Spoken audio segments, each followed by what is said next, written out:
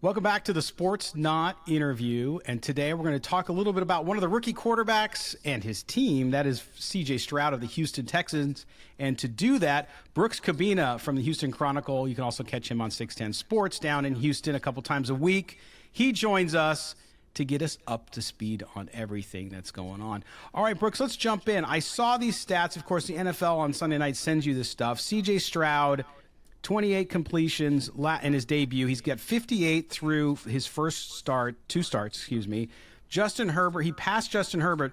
He's second ever, only following Joe Burrow on the number of completions through the first 2 weeks. Also, 626 passing yards. That's the fifth most ever by a player in his first 2 games. Now, all sounds great. Part of this is out of necessity, correct? The Texans' offensive line, the Texans now 0-2, struggling there. But talk to me about CJ Stroud and this start he's off to. What has been good about it, and what are you seeing as far as growing pains for the youngster coming into the role there in Houston? So all those numbers present a singular thing for me, is that CJ Stroud is a good quarterback. I mean, he's able to make the throws given the circumstances and create yardage, create points. And I've actually written a story today about how the Texans should lean more into that through up-tempo and pass-oriented schemes. They're a run-oriented style team, but the more that Stroud's into it, they need to lean into their number 2 overall pick.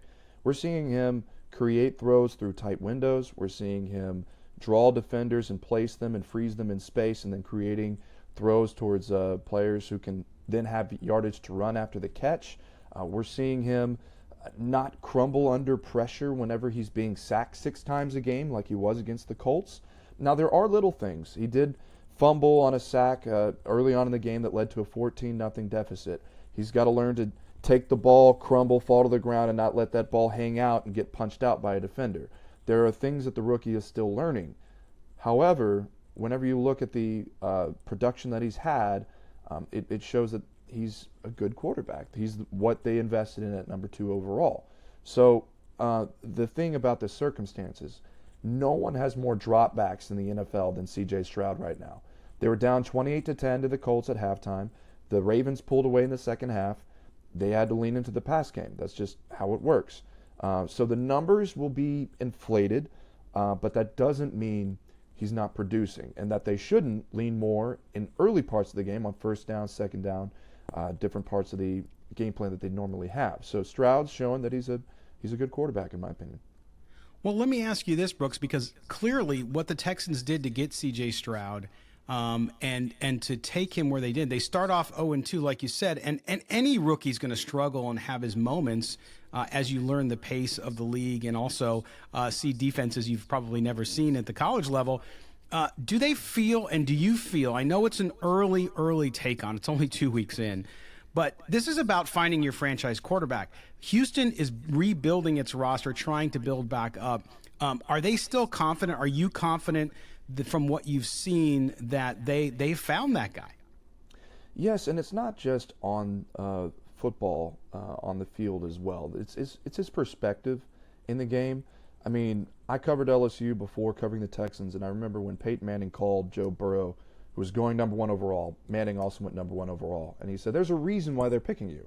This is going to be a struggle. They're going to sack you a bunch. It's not always going to work. It's going to be a problem.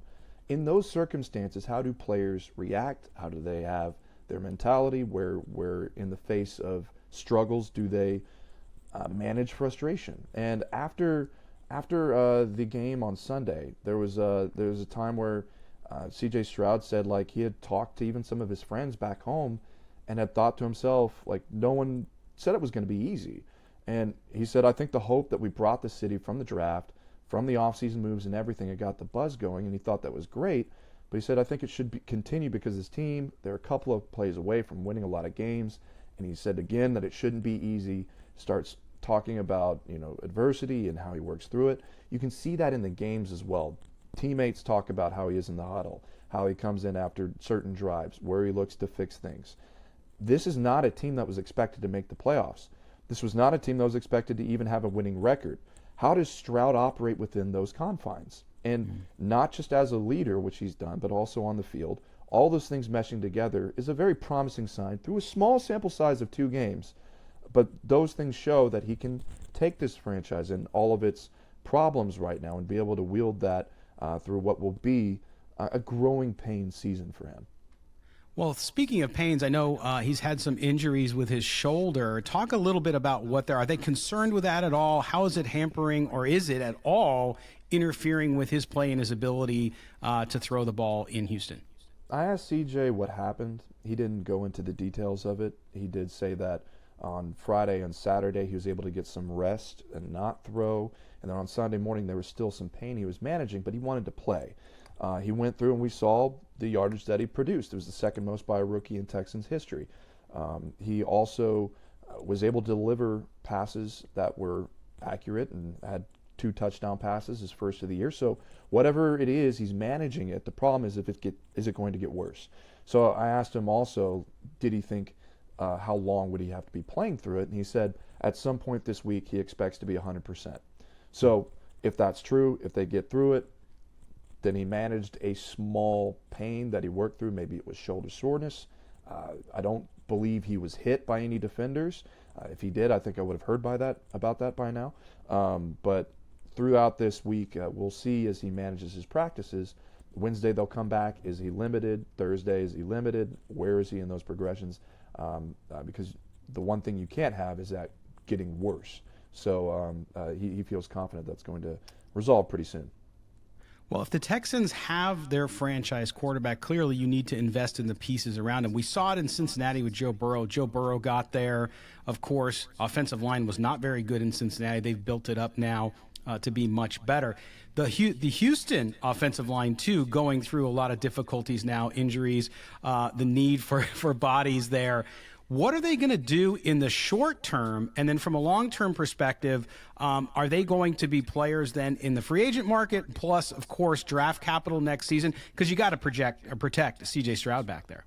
They have 12 players on the injured reserve, and 4 of those are potential starters on the offensive line. And then you add Laramie Tunsil, who was out with a knee injury. I mean, I don't know if D'Amico Ryans, when he was in San Francisco, walked over like a burial ground that was haunted and then came over and the dirt came off and went on to Energy Stadium. I don't know what it is. It's just more than I've ever seen of any team, and all they're left with is to continue with depth that they have. They made a couple of quick additions in training camp. They traded for Josh Jones from the Cardinals. They swapped a 5th for a 7th. They made a quick move to get Kendrick Green. They traded a 6th next year to bring him in from Pittsburgh. But to field even a competent offensive line rotation is tough right now. One of the tough things that the Texans betted on was back in May. Nick Caserio said that their starting left guard, Kenyon Green, their first-round pick from 2022, they knew that it was a possibility that he might spend the entire year on the injured reserve. He injured his shoulder in the final game against the Saints, and then they had to place him on the injured reserve for the entire year. They didn't make any moves from May until training camp to address that issue. So then once Green was out, they then had to scramble for the positions that they had remaining. Well, I asked Nick Caserio how much they're willing to spend, because they've already spent more money than anyone in the NFL on the offensive line with 3-year extensions with Tunsil, right tackle Titus Howard, who has hand surgery. He's out until at least week 5. And then Shaq Mason, who's been the only of those 3 who's played at right guard. He said that the key things that Caserio said in my answer was depth, addressing depth, things that they can do on the team already. This is not a team I imagine is going to invest first, second, third round picks or big-time players on their team to bring in somebody who will only be a short answer for a team that, again, wasn't expected to make the playoffs anyway. So they're just going to have to ride this out. They're going to have to hope that Josh Jones, who moved from left guard to left tackle, where he was actually more suited to play to begin with, it doesn't struggle again like he did against the Colts. That Kendrick Green, who spent all of last year inactive with the Steelers after they tried him at guard and it didn't work, suddenly can play left guard again against the Jaguars, who are, by the way, top 8 in rush defense. They're going to have to hope that a 6th-round pick, Jarrett Patterson, can produce at center. These are their options right now. And for me, the story that I wrote in Wednesday's Chronicle about that's coming out on Wednesday, is about up-tempo offense, leaning into the pass game, because the run game is so far defective by every metric. They're averaging to the NFL's fewest yards per attempt at 2.5, and that's with Dameon Pierce. That's when Devin Singletary. Nick Caserio has been very persistent about running a run-oriented scheme. The past 3 head coaches, the past 3 offensive coordinators have all tried it, and effort can sometimes mask obstinance. They're going into this and they're trying everything they can, and it's not working when you have a number 2 overall pick in CJ Stroud, who is dealing right now, and a receiving core that was questionable going into this because of youth or injury history. They're stepping up. Nico Collins just had 157 yards receiving, the most in his career.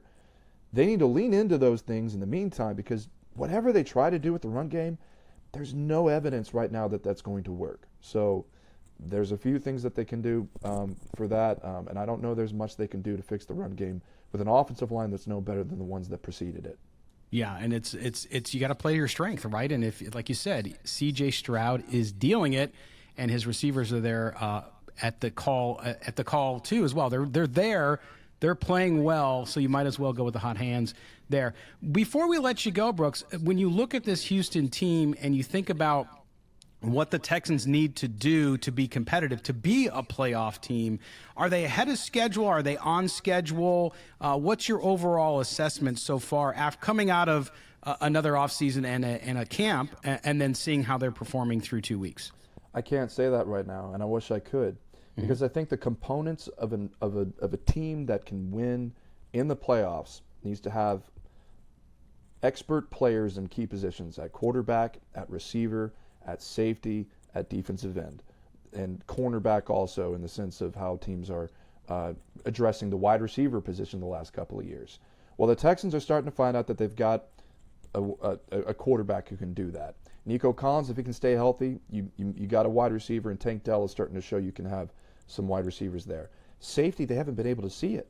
Jalen Petrie went out with a bruised lung in week 1. He had to spend the night in the hospital.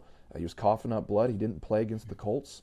We haven't seen the defense play with him, or Jimmy Ward, who played safety for D'Amico Ryans and came in as a veteran that they thought could help out in the secondary. He's been gone with a hip injury the last couple of games. So the defensive rush has been there at times. Will Anderson can be an animal. The first game, he had a sack and forced an interception on a hit while being held, but he was negated against the Colts. They only had 1 tackle for loss.